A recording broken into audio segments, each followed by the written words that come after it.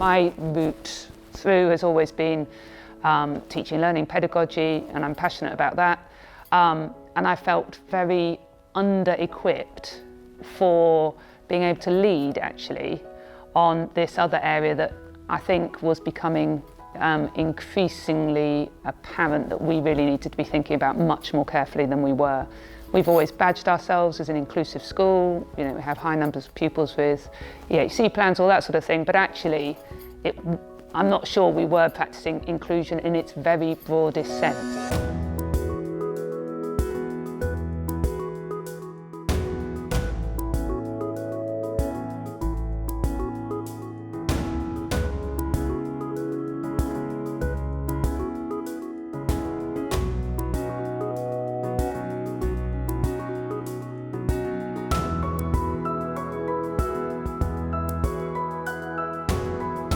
I'm responsible for some of those statistics. Everyone is so supportive, everyone realises that we're working in very, very challenging circumstances.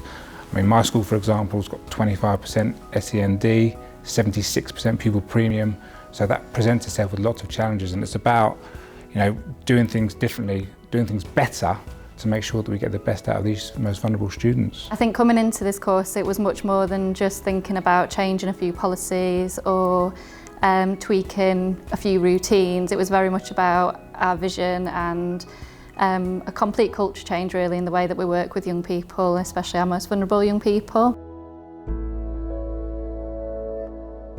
Well, so the Inclusive Leadership Training is a programme where we both have classroom sessions where we cover a range of different topics, but also that then feeds into our own practice inside schools. What I have found really useful is the balance between pedagogy and strategies that you can take away with you to implement at school. Obviously you've got the expert input that is all very much research informed, which I think is vital.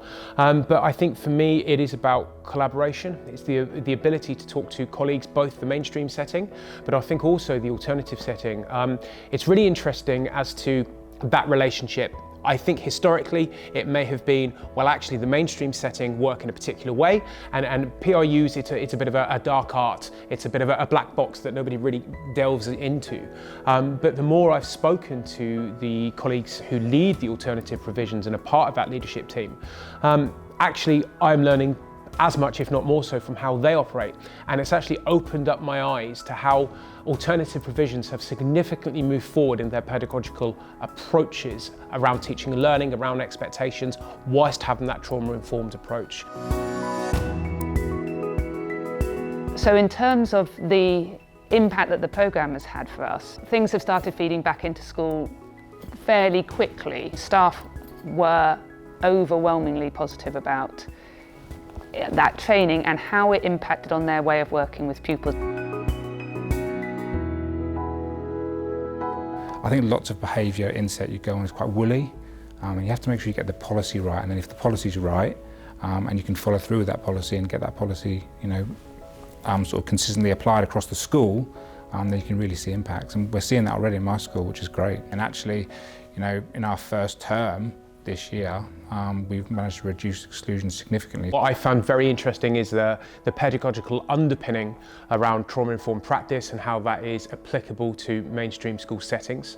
I think certainly in terms of the development of understanding how the brain works and neuroscience and that application to teaching and learning, there has been very little in terms of mainstream school as to how it applies to actually wraparound care, keeping children safe, and the pastoral elements to it. So I think it bridges a gap that actually isn't necessarily in the domain of mainstream education. The level of self-reflection has been amazing. At the moment we're really working on adopting trauma-informed principles within our academy, and we've been able to deliver a package of a CPD for staff based on what I've got from the course so far.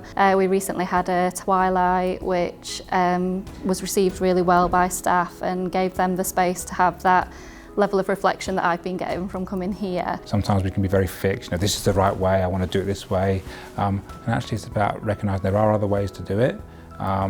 It's okay to get it wrong, because we're always learning all the time. I don't know how much experience you've got, and I've got nearly 20 years experience in inner city London, but I recognise that actually my approach wasn't quite right actually. You know, it had some success, but I think not as much as it's going to have now.